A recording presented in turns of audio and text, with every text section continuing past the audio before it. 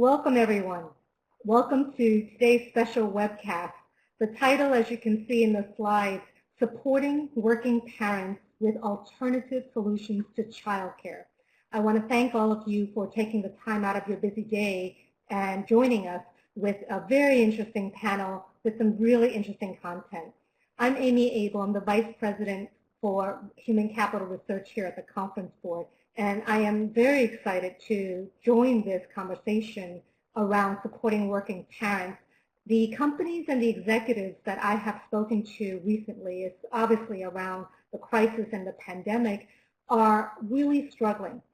Right? Many organizations are so struggling with how to help their working parents within the organizations. And we all know the impact of when there are no great solutions.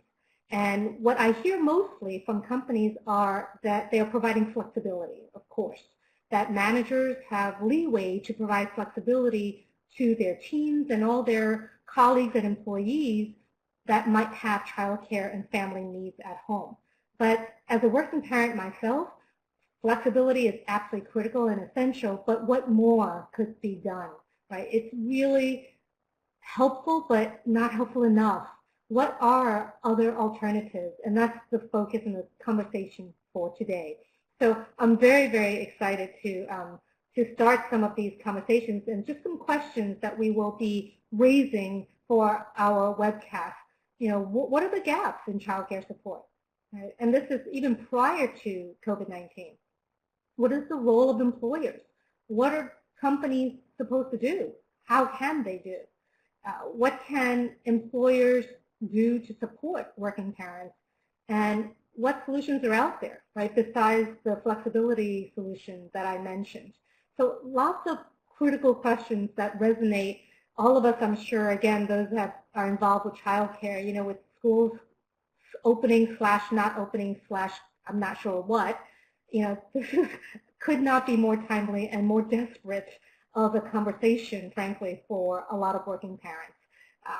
Those of you that are joining and would like to earn some credits, you can see on the screen, you can earn HRCI, SHRM, CPE, and if there's some boxes that pop up to say that you're still here and listening, click on the OK and tell us that you need the particular types of credits. So thank you for that. So with that, let me do a quick round of introductions. And as I mentioned, we have a really great group joining me so that we can really dig deeper into this conversation. I have first Dana Pescara, who's the VP of Service from Wealthy, Eileen Roach, who's the Head of Partnership from Wealthy, and just to close off the Wealthy group, we also have Maritza Campbell, who's a Care Coordinator, and finally, but not least, of course, is Charlie Bonello, who is from Vivi. Now, I'm going to let the group tell us a little bit more about their organizations, but I can tell you, just as a really quick overview, that Vivi and Wealthy provide childcare solutions, whether it's site childcare or an expert or coordinator to help desperate parents figure out what to do, whether it's matching services, right? Whether it's different types of approaches to what we can do about childcare. And it's just, again, a really a strong need right now. And so I want to kind of dig into what the services and offerings are from these two organizations and how should we think about, how should companies think about helping working parents? So with that, let me turn it over to Eileen to kick us off. Great. Thank you so much, Amy, and we're really excited to be here. So I actually, to start off our conversation, I'd like to explore what childcare looked like leading up to the pandemic, you know, to the COVID crisis. We're now seeing this critical need, of course, being cast into the spotlight. But again, childcare has always been a point of struggle for working families, and it's been equally weighing on employers. So with that, I'll actually pass it over to Maritza, because I know that working from home is new for many of us.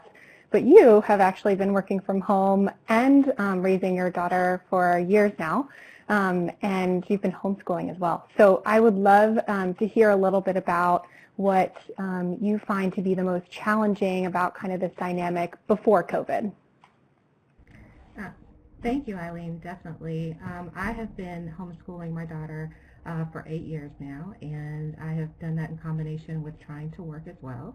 And it has been quite a challenge. There was a period of time there where I had to take a break because I couldn't balance both working full-time and homeschooling my child. I think a lot of things that are important to consider, especially when you're trying to work a full-time job and school your child while at home, is that you have to really be able to have a lot of mental flexibility. Being able to shift gears on a dime, going from work to school to personal life. It's just, you have to have that flexibility. And then, as a parent providing school in home, you have to think about, what are the educational needs of your child? Like, how do you fill in those gaps where you're not able to support your child? What other learning opportunities are there for them? How do you help them, socialize with their peers? And then one of the biggest things I think for me is just work-life balance, not getting burnt out, knowing when to apply self-care.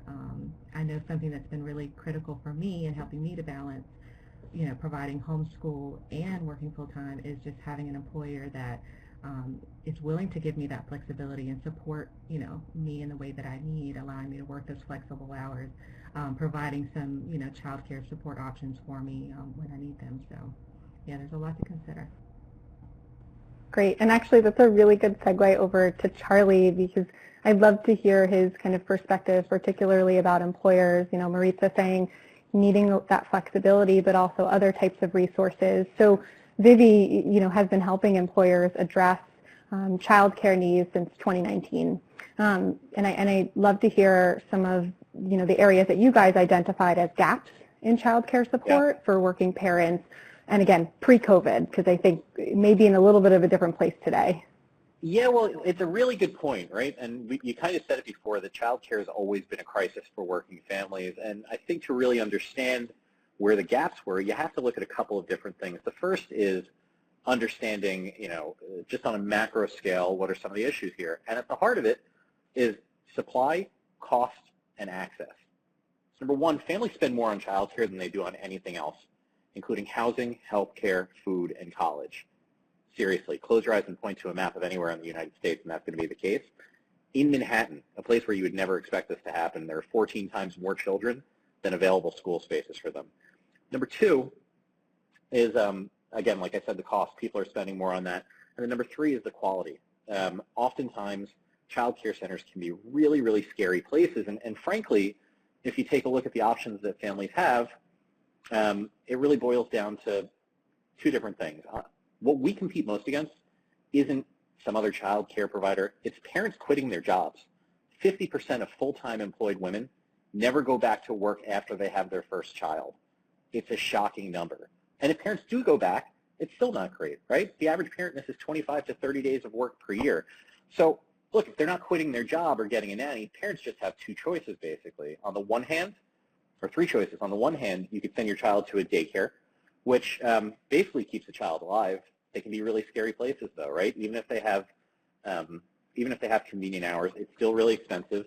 Oftentimes, it's run by people without qualifications. If it's run out of a home, it may be a warm environment, but what they don't have is investment in teacher development, and this is really the most important time in a child's life. And again, mentioned 14 times more children than available school spaces. That leads to 15-month waiting lists.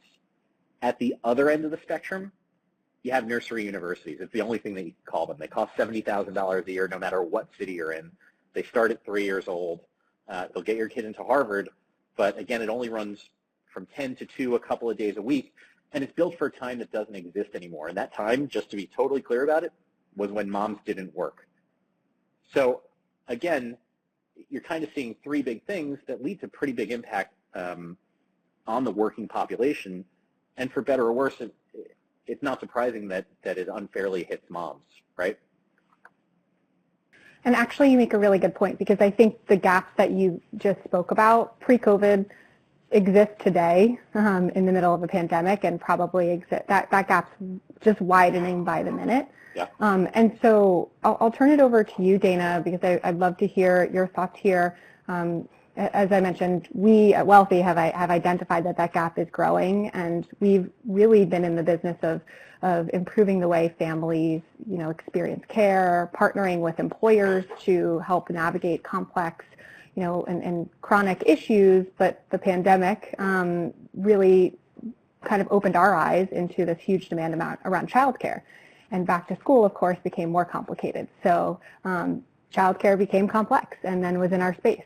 So I'd love to just pass it over to you to share a little bit about how our service team has identified this need and sort of structured an offering to support employers and families during this time. Great, thanks, Eileen. And I'll preface by saying that this has been a time of learning and growth for all of us. And to be quite honest, I don't think there's one-size-fits-all scenario in this instance, when it comes to being a caregiver and or a parent. And so when we decided to roll out this new child care support, we really thought of it as an enhancement to what was already our existing caregiving support service.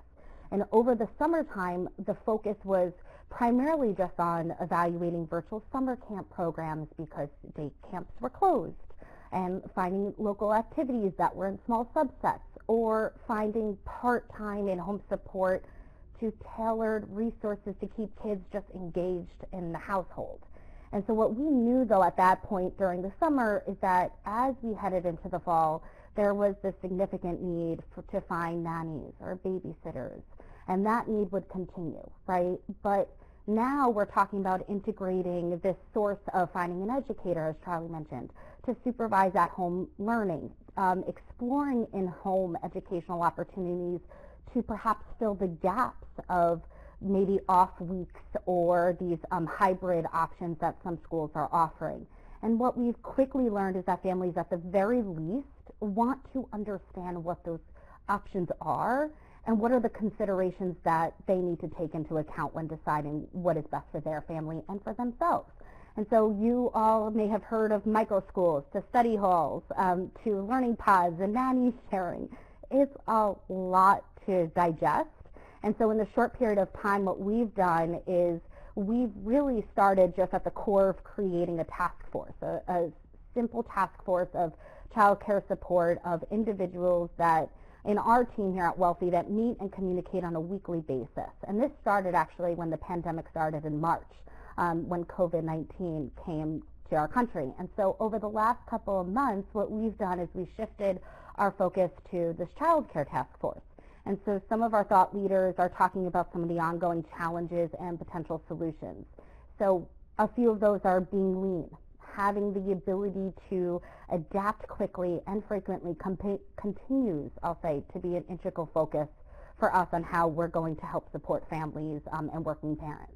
In addition is utilizing all resources available. I mentioned that there's not this one-size-fits-all mentality. So we're not relying just on a single source of truth. What we have really wanted to do is take a step back and think of this holistic approach, which is really important so no family feels that their questions are going unanswered or that we're not thinking of a potential alternative solution for them. So those are just a few of the many ways that so far that we've stepped into this arena of shifting gears to child care during a really complex time. And I'll actually pass that similar question over to you, Charlie. As we talked about, Vivi does have an employer offering, and it's always, been focused around childcare. And really, from my lens and from what we're hearing from our employer partners, is that, there's a responsibility or a challenge that benefit leaders are faced. So I would love to hear how you and your team have adapted kind of the areas in which you support families, employees, employers, and where you think the role is heading from an employer perspective. It's a great set of questions, and it's probably like some of the biggest questions that can be asked. So might be more than you bargained for, but nonetheless, historically the way that we delivered care to employers was in our schools, on our campuses, right? There was full-time care and backup care, and it's a really wonderful, robust experience that's aligned with families' needs, right? 7 a.m. to 7 p.m. Monday through Friday, 250 days a year, with real teachers paid twice as much as the average preschool teacher in New York. COVID hit, and it totally changed the way that care has to be delivered. Now, we were very fortunate to be one of 5 or 6 early childhood centers allowed to remain open throughout the pandemic in New York City because Our largest client is New York Presbyterian Hospital, and we were serving the children of first responders. So again, it's work that we're so proud to have done, but more important than that, what it gave us confidence in is our health and safety protocols. So throughout this entire time, we've been open, and while a lot of other schools, offices, whoever, are just starting to think about their return to the office or return to work schedule, we've been doing it for 5 months, and there hasn't been a single person that's gotten sick. Thank heavens, right? Some of that is obviously luck. A lot of that, though, is really being thorough, thoughtful, and pointed in the development and implementation of robust standards. With that in mind, it really gave us the confidence to be able to launch our 2 newest products for employers, right? The first is in-home care. And what that really is sending teachers to families' homes to engage the children, and this expands our offering from 6 weeks to 5 years old to 6 weeks to 14 years old, to engage the children in real learning, to bring the warmth and rigor of an in-school environment to a family's home, where we can take children from different households and match them together. The second thing that we've done is, again, a lot of our employer partners are starting to think about returning to the office, and we have this new complexity of school for school-age children now being half virtual, at least for a lot of school districts.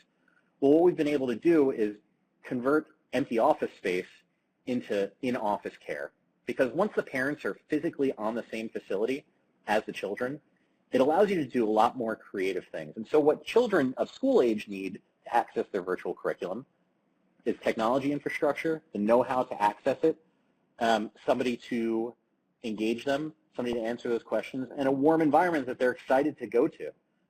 You combine all those things together and you have a really warm recipe that's not constrained by geography to get people back to work and to make them feel like you are really invested in their success.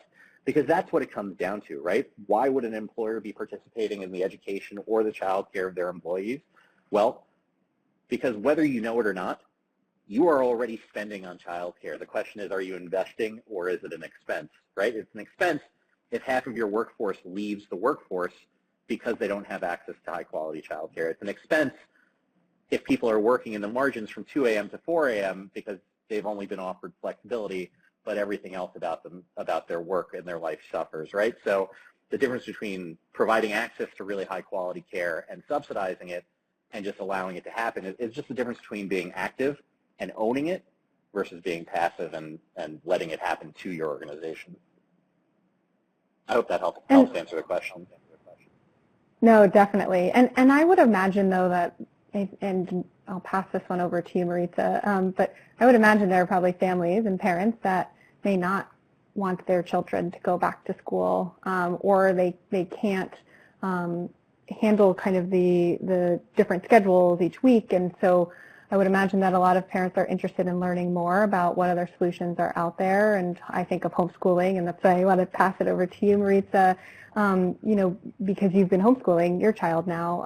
And I wanted to just see if you can share any advice as far as looking into homeschooling as an option, and perhaps if you kind of, as a working adult, if you can identify kind of how employers might best accommodate, that need or that desire moving forward.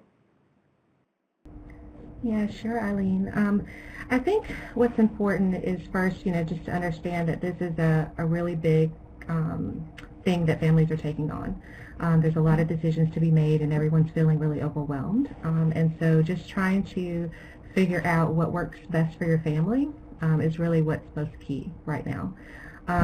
Just to kind of to talk about it, on a high level, there's 2 main approaches to home education. One, of course, is homeschooling, and the other is virtual schooling or online charter schooling. And they're very different in their approaches. So the first step for families is to determine what type of schooling they think that their family will need or their child will need. Homeschooling is more detailed. It's very family-directed approach to learning. The parent is actively selecting the curriculum that their children will learn. They are the only people responsible for the material that their child is exposed to. And they are entirely responsible for their child's education and their development.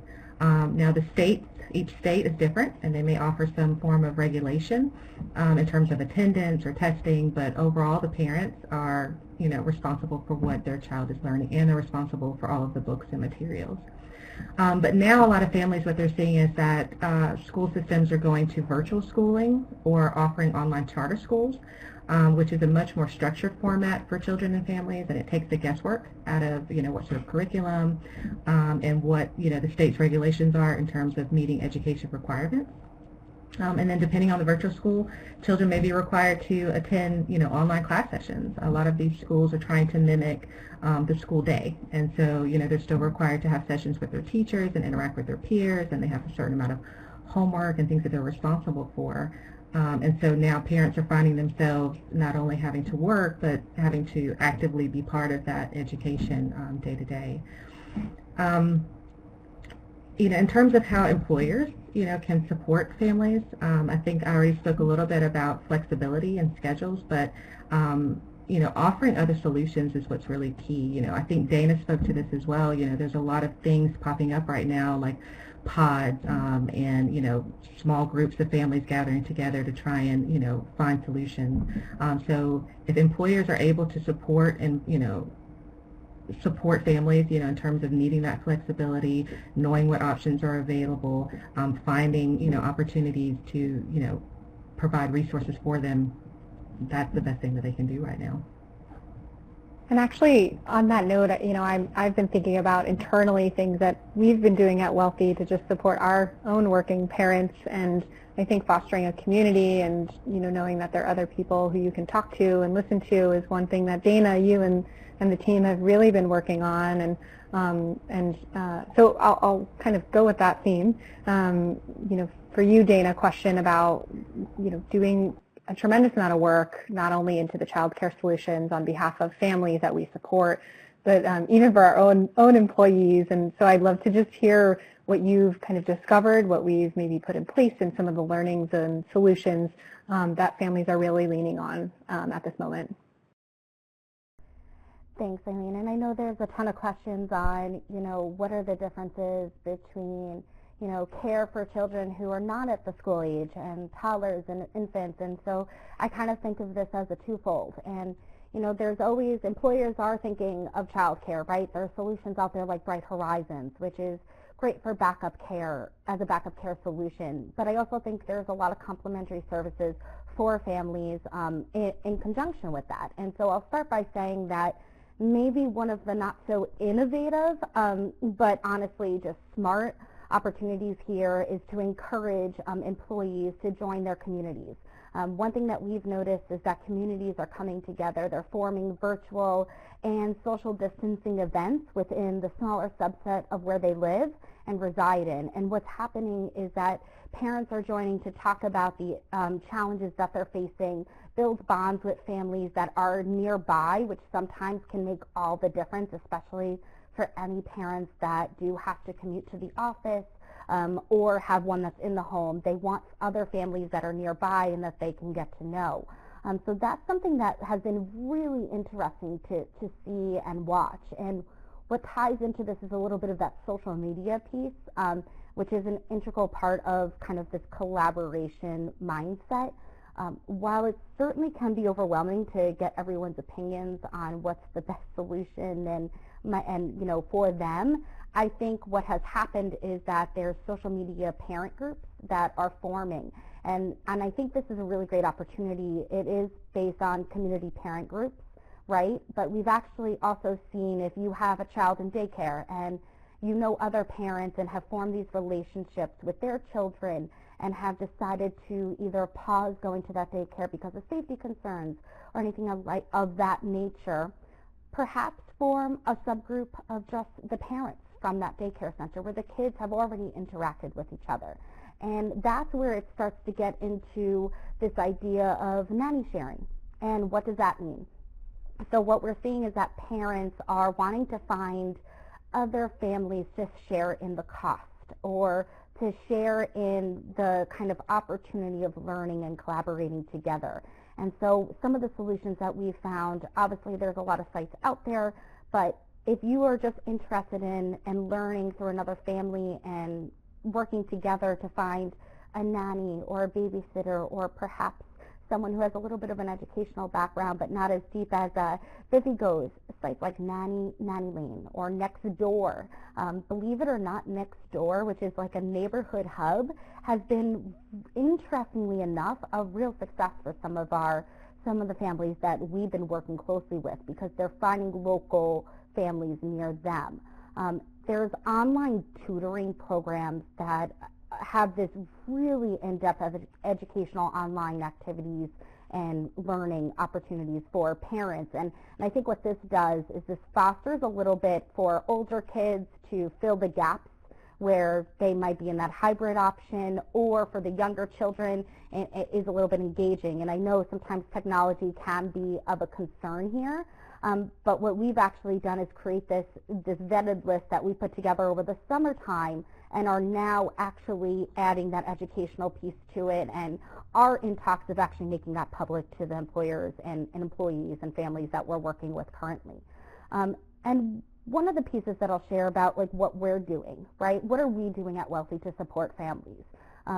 For those that have children of, who are really struggling to balance that supervision aspect, it's not so much, the piece of finding other families if you want a nanny share. We can help provide and guide that process.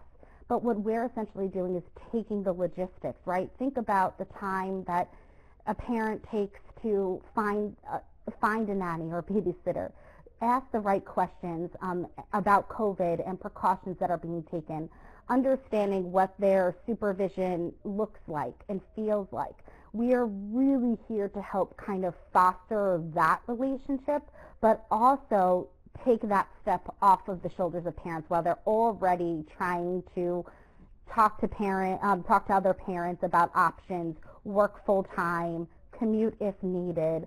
So instead, we are doing everything from the finding, the vetting, to listing out interview questions that they can ask. And now, more than ever, we're actually providing just education and background on the different options of what is a learning pod, what is a micro school, what is homeschooling, as Maritza had already talked about, and really trying to dig deep into which option best fits a family. And the last piece that I'll just share here is that our focus, I think one of the missing pieces, and I think I saw this in one of the comments, is how do you fill the gaps of equality in terms of finances, right? Not every parent's going to be able to afford the cost of private support or a private nanny. So for the younger kids, yes, there is this nanny share option that a lot of families are contemplating. But where we're focused on now is really looking at evaluating anything from volunteering in local communities to state grant programs, and helping families apply for certain applications that are really hard to find, but they are out there. And so this is kind of our current focus for our task force right now. It's a good point, and I'll just echo, I think, a little bit of what Dana said is, there's no one size fits all for families, and I think it's a similar thing that, Charlie, you guys are seeing for employers, and we are too, just acknowledging their different workforces and different needs, and within that, each family has their own needs and different, different kind of requirements based on where they are, based on their finances, and so, there's likely no catch-all solution here, which I think a lot of folks are looking for, but certainly, we are here to kind of talk through some of the things that we're seeing on both the Vivi and the Wealthy side, and I think from Maritza's perspective as well, not just from the Wealthy side, but even as a parent who's been in this situation. And so with that, I think I'd love to quickly go back to you, Maritza, on that front. Of course, you're working with families coming from a wide range of employers and different industries, and so you've come to understand their needs. And even the different benefit packages that exist within our employer partners and what they're offering. And I would love for you to just maybe call out a few of the things that are standout and some of the strong, offerings, if you will, that you've seen really work well for the families you support, but even for yourself personally, what has worked from you and working at different companies and working at Wealthy. Yeah, sure. I'd like to echo a little bit what Dana said. In my experience as a care coordinator, what I've seen is that a lot of families are looking for, resources that are out there. They're not able to support their child in the home, and we're able to help them, find these opportunities in the community to help, support their children in that virtual school environment, but outside of the home. And as Dana spoke, there are some families who are just not able to, provide cost of care. They're not able to support that financially. And what we're finding, in resourcing these opportunities for them is there are different funding sources available. There's local school systems that are providing, resources for free. There are different programs now that are stepping up to offer different financial support for families, and so we're able to help them to find those opportunities as well. So, but what I found too is that companies that are just finding different ways to support employees, it really makes a difference. Through, it could be really simple things like, stress reduction activities, offering yoga and meditation sessions, during a workday, just giving people that opportunity to step away. Employee resource groups for caregivers, that's where, we're allowed to lean on our peers and form groups within, a company and talk about what's going on and find ways to really support each other. A lot of companies are offering legal and financial counseling. So, now families are shifting, where people are losing their jobs or they're having to work from home or make sacrifices like Charlie said. But now, employers are offering these financial counseling resources and directing them towards grants and opportunities to help support their families. And then, of course, mental health support and counseling, just having that resource, someone that they can talk to, that they can go to, encouraging them to take those breaks, for self-care to prevent burnout. And then Dana spoke to this as well as that backup care solution. I think she mentioned Bright Horizons, which is like a company who, if it's one of those days where your day is full of meetings and you know that you just cannot attend to your child for that day, Bright Horizons is a company that can send in someone into your home and be there and provide that care and coverage that you need so that you can attend to your day. And then, again, just allowing flexible work schedules and remote work opportunities that may go on long term. And I would like to take some time to pass it over to Charlie here to speak a little bit more about your space and in particular the education piece. I feel like we've gotten a number of questions that are drilling into this, and people are not only looking for solutions to actually have somebody supervise their child at home, but have a very sort of formal background and experience in education. And I wanted to ask you kind of where do you see this and where do you envision kind of this blend of childcare and early education headed longer term? Because this, I don't foresee this being a short-term thing. It could really be a long-term thing. Yeah, you bring up a really interesting point. And while we have very different delivery methods of care for our families, right? Wealthy is focused on a very holistic approach to a number of different issues that are facing families and that are critical when they are dealing with them. Vivi focuses fairly myopically on delivering care for children ages 6 weeks to 14 years old in many cases, and doing it in 3 different ways: on our campuses, in their homes, and in their offices, right? And while it sounds pretty complex, the elegance of it is that it really allows for a seamless transition from one step to the other to really address what the needs are, because the needs are twofold, right? It's number one, robust, engaging education for the children that develops their ongoing love of learning, because that's going to be the most important part that determines their success for the rest of their lives. So, the funniest the headline that you'll see everywhere is childcare costs more than college. Well, every piece of evidence that's ever been published suggests that these first 5 years of a child's life are immeasurably more important than the 4 years that they spend in college. So I can get on my soapbox about that, but nonetheless, what it's about is doing what's best for the child. And what's doing what's best for the child is going to help the family. This is generational in nature, right? So if we're able to support working families, then they're able to put their children in the best situations. The children enjoy going to school. They love learning. They develop quicker. The families are able to follow their dreams. They're able to put their best work forward for their employers. And it becomes a very virtuous cycle. The flip side of it is that it's not just additive or subtractive. It's logarithmic in nature, the impact that this has on children. So as companies, employees, families, children fall behind, it's not just missing back on one step, it's missing back on the subsequent opportunities and the subsequent opportunity costs for the families and for the children. This is where we start seeing this generational divide happening, and the best companies and the best the best employers are increasingly investing in this. I think you guys are seeing that too across the board.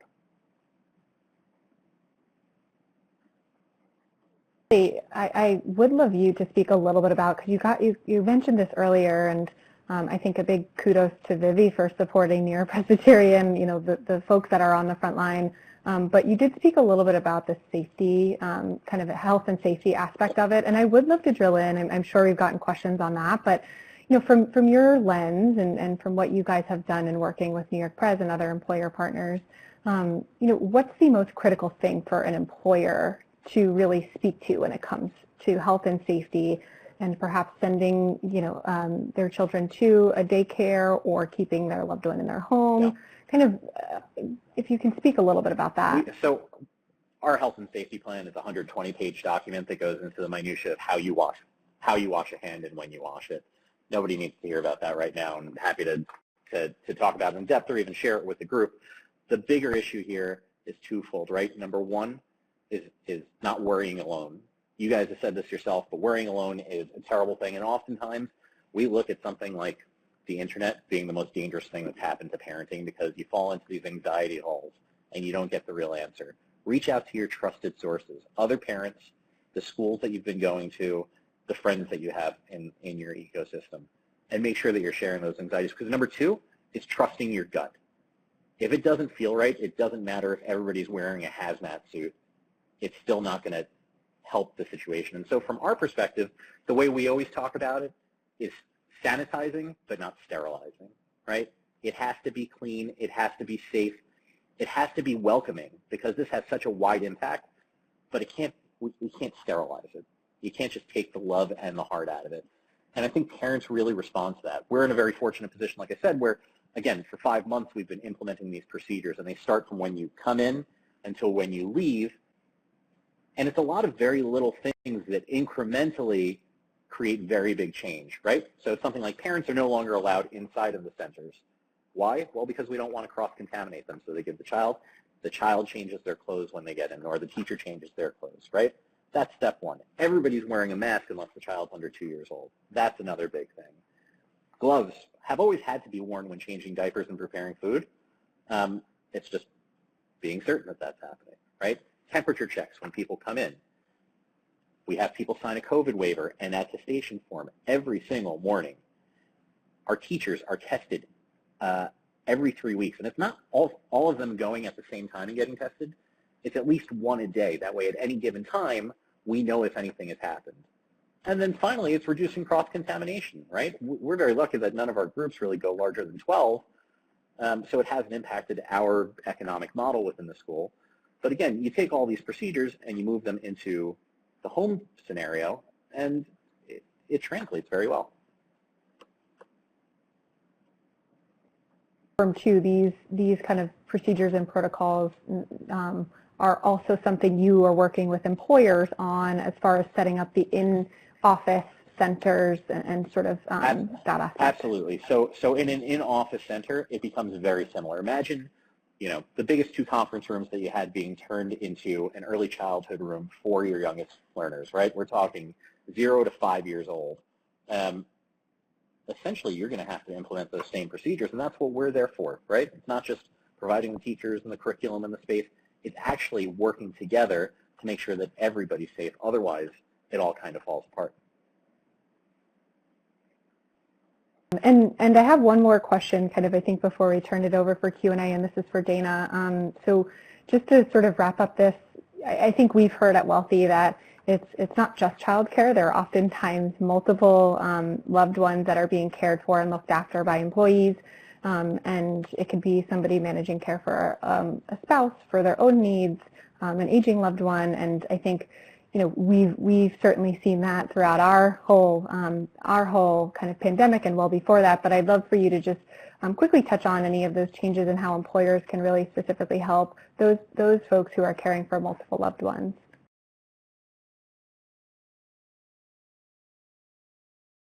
And I mean, you're spot on, right? I think in this moment of time, the focus is very much and should be on childcare.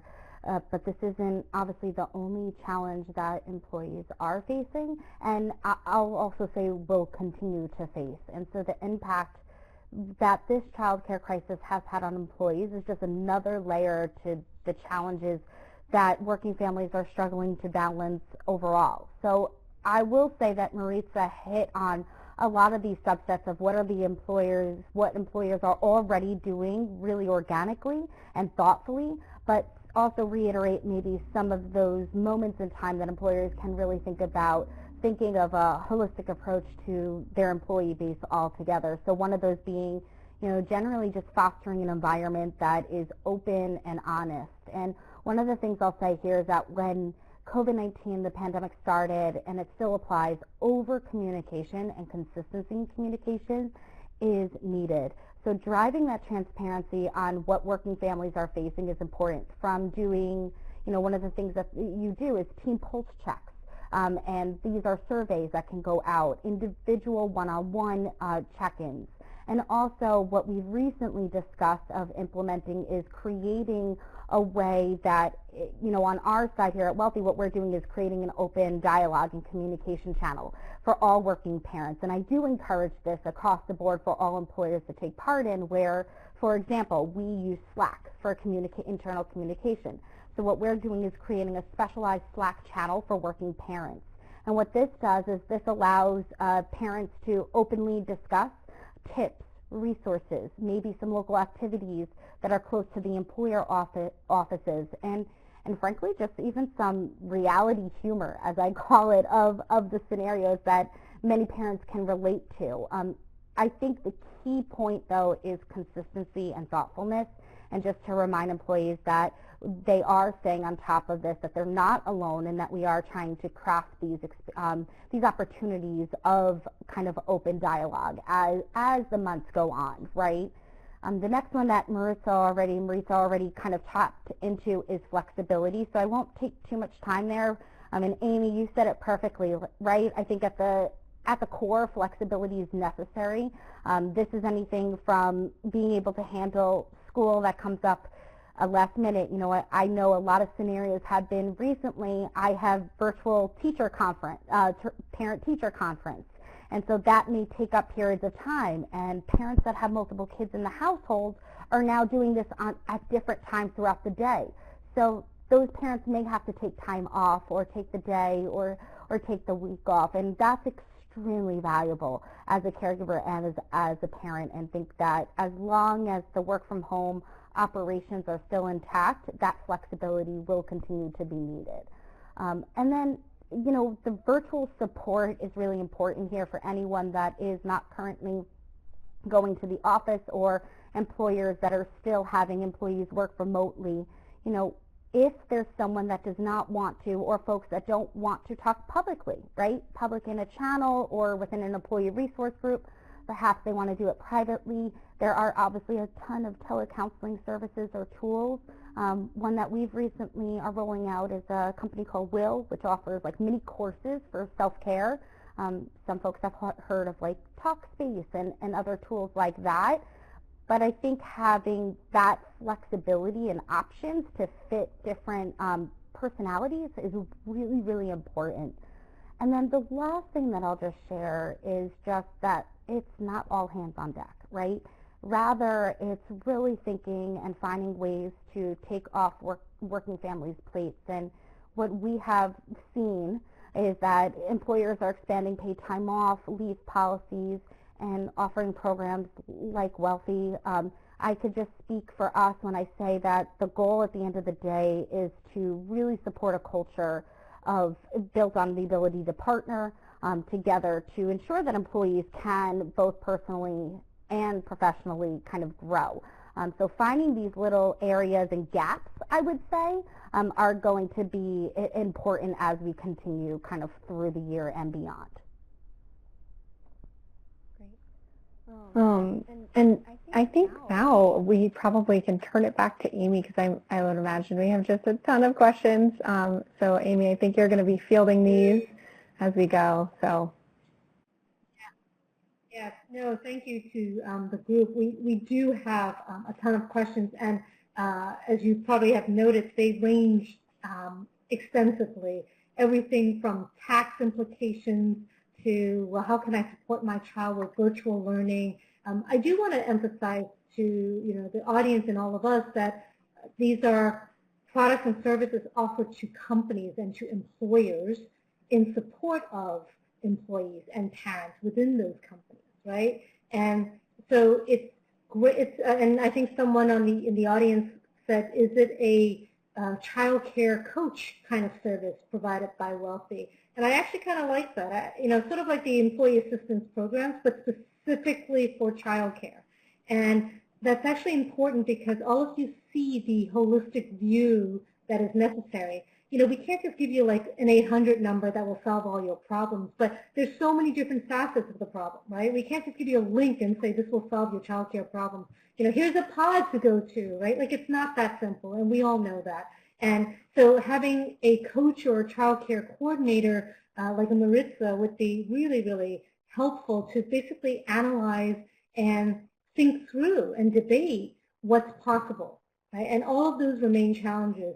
And for really offering specific facilities and care and options, right, whether it's in your home or in the office, it's one option. I think the audience highlighted other possible options of others. I know we've mentioned like Bright Horizons or other offerings. We have a gap of offerings right now to companies in support of parents. And so it's great to see examples of all of this rise up and increase in visibility because it's just so necessary.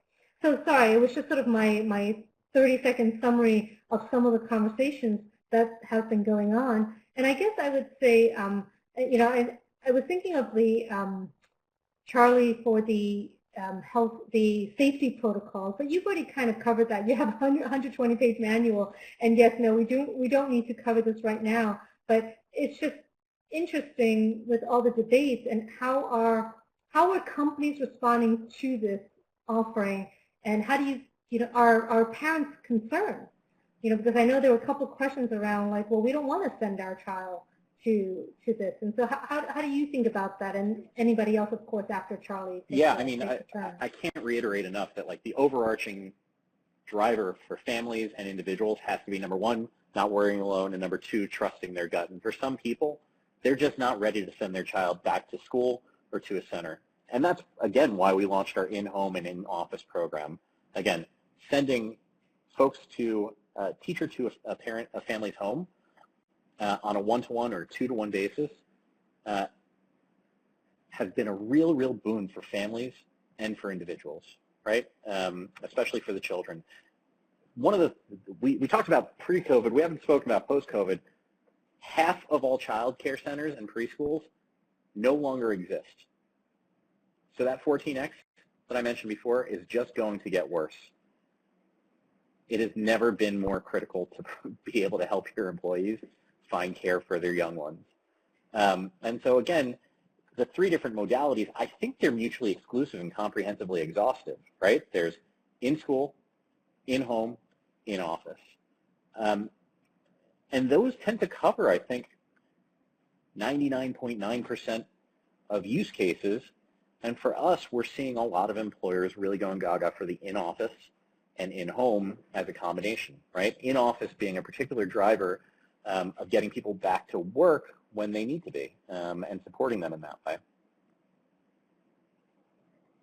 And is it, and just to go into logistics more out of curiosity, so they're just taking unused space in their current offices. Look, if a floor that used to be able to fit 200 people can now only fit 100 people, there's a lot more extra space. And so while employees used to be fighting over conference rooms, now there's not exactly that issue. And so there's an opportunity for folks to leverage it, right? And leverage it in a way that really directly serves the needs of their working population. The other beautiful thing about both in-home and in-office is that they're not geographically constrained, right? In-home care can be deployed in Antarctica tomorrow morning. That's just the reality of the situation. In-office probably takes a little bit longer, but again, we've set up child care facilities that are licensed in 3 weeks before. And part of that is just having a partner on the other side who's engaged, who's responsive, and who's considered to the needs of everybody else. And I mean, again, just going to tactics. So an employer wants this offering, you go in, you clean everything, you provide the teachers, and you make it happen, and help communicate with the employees, all that kind of stuff, right? Right. And then just to shift it back a little bit, to dig deeper into some of the wealthy offerings, is what have been some most popular support offerings that parents that you've been working with have taken advantage of? Does that make sense? Like, is it the homeschooling? Is it the pods? Is it the what? I don't know. That's a good question, Amy, and I know there were some questions about this, but it was really starting, as we start fielding these questions, it's more about what are the options, right? Most parents don't even know where to start. Everyone's hearing of these different terminologies, and they just want to be educated on what are the differences. What are the differences between, a learning pod and a micro school, and if I want to homeschool. So what we're doing is we have set up checklist questionnaires on if you're looking to work with another family or bring perhaps someone into the home and have safety concerns. What are some of the questions that you can ask? We've gotten asked to draft up some contracts, and we've found really great resources that already have these in place for open dialogue. So for example, if you have children in the household that you're looking to potentially either split shift a nanny or a babysitter amongst one or two homes, what we have helped families do is find that person in the home, but also are able to support by allowing them to communicate on what is important to each of them, right? So your safety considerations for parent A should be relatively the same as the safety considerations of parent B. And those are questions just as simple as, how much time would you dedicate to our two families? Would you be visiting other families, and what are your actions that you take for safety measures outside of when you are maybe nannying in our home? And so what we are really primarily been focused on is navigating that process for families and making sure that their questions and concerns are not only answered, but they have the right resources and materials in place to foster that dialogue. And we've been primarily helping we've re-implemented what we've already been doing for the past 5 years of finding in-home support. That same process has been integrated. We were doing it for children with special needs. We were doing it for older parents, right? We're implementing that same process into the child care piece. When it starts to get to state regulations, and as Charlie was mentioning, more of that teacher curriculum model, that's where I think there's a more robust offering. But from what we're hearing from families, it's like, hey, I don't have the time to supervise. I don't have the time to work remotely full-time and also oversee that my child is getting their work done or is being taken care of. So what are my options at that point? So that's been primarily, I will say, a large part of our focus so far.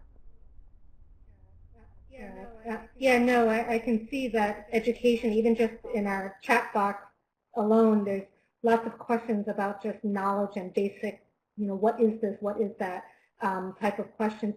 And just so that I'm clear and everybody else is clear, these offerings are only accessible via the company that offers it to the employees. So as an individual person or individual parent, I cannot access most of these resources. Is that correct? a private pay option for families. So that was actually how Wealthy started, was direct to consumer. So yes, you could use one of our options, and if you go to Wealthy, there is a wealthy.com. You can sign up, talk to one of our representatives, and learn more about the month-to-month or our 3-month plan options. But primarily the focus has been around employers that are trying to support their employee landscape. Yeah, and from our perspective, obviously in-office can only be accessed through the employer, but an in-home has primarily been through the employer.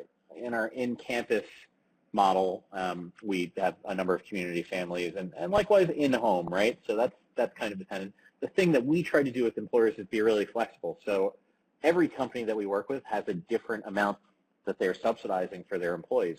We tend to find that that ranges between 25 and 50%, but we have some that are doing 100% and some that are doing 0% and just paying some kind of a minimal subscription fee to open up access to it. So again, it's really about finding partners who are responsive and considered to your needs on both sides of it, because it's not a one-size-fits-all. It really is a one-to-one type setup.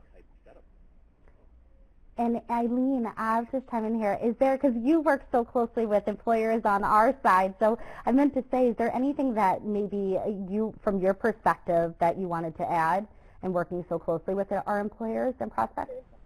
Absolutely. So I think it's also similar to what we all were saying, is the education piece. So a lot of our conversations with employer partners is even just educating them about the options and the things we're hearing and the dialogues that we're having with other employer partners. So kind of just openly discussing that. And you know, what we're hearing at least is that there are certainly gaps. There are a lot of considerations and things that are falling on benefit leaders that they didn't really have to consider previously. So you know, kudos to everybody out there, because I know there's a lot on your shoulders right now.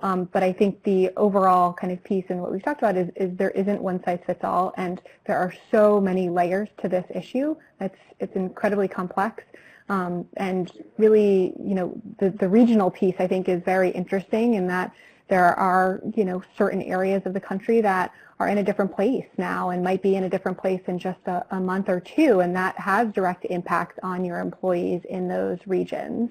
And that maybe wasn't something we really needed to consider back then, you know, before COVID when it comes to childcare. The only other piece, which is I think a lot of the dialogue in the chatter, is the financial component.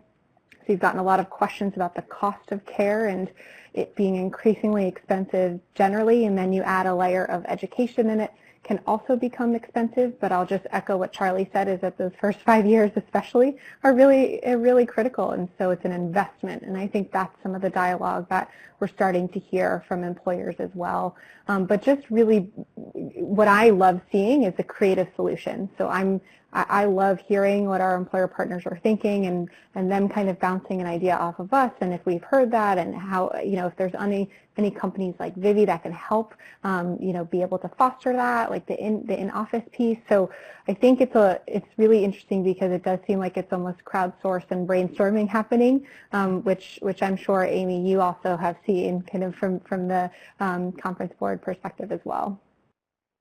Yes, no, thank you. I really, in the interest of time, I actually have to wrap up our conversation. I think there's just a lot that all of you have given us to think more about. And again, I'm thrilled, because all of you have been doing this work for quite some time. But now, because of COVID, companies are really paying attention and really stepping up and really taking on this parental challenge, and in different ways, creative ways. And I think we'll continue to see more creative offerings depending on what, honestly, we're only limited by, I think, our imagination and willingness, right? So it's really great to see how this is evolving in the work that you guys have been doing before COVID, and now I think just accentuated up to what we're doing now post-COVID. So I really want to thank you, Charlie, Dana, Maritza, and Eileen, for joining me in this conversation. I really just wanted to thank the audience as well. I have a couple of quick, you know, conclusionary slides. We have events coming up around a health and productivity forum that It's free for members of the conference board, and you can use a code if you are a non-member. Do join us. We do have a lot of events all the time to continue many of this conversation. We also do have other upcoming webcasts like this around returning to work strategies, another huge topic. Right? Difference in degree, closing the talent gap with alternative credentials, or the business case for family forming benefits. So do join us by clicking on the links, and you can download the in the download box, and you can just take a look and join our webcast or go to our website. And then finally, we do have a series of podcasts around a lot of these different topics that we also invite all of you to listen to. Thank you. Thank you to the audience. Thank you to the panel that has joined me for today. It's a very hot and evolving topic, and we hope employers will take this all into serious consideration and figure out how to be more creative. Right? There is already investment. There is already money being spent, or to Charlie's point, money being lost when parents can't do their jobs. Right? And what can we all do about it as a group, as a society, as a community? So thank you again all, and we hope you have a great day.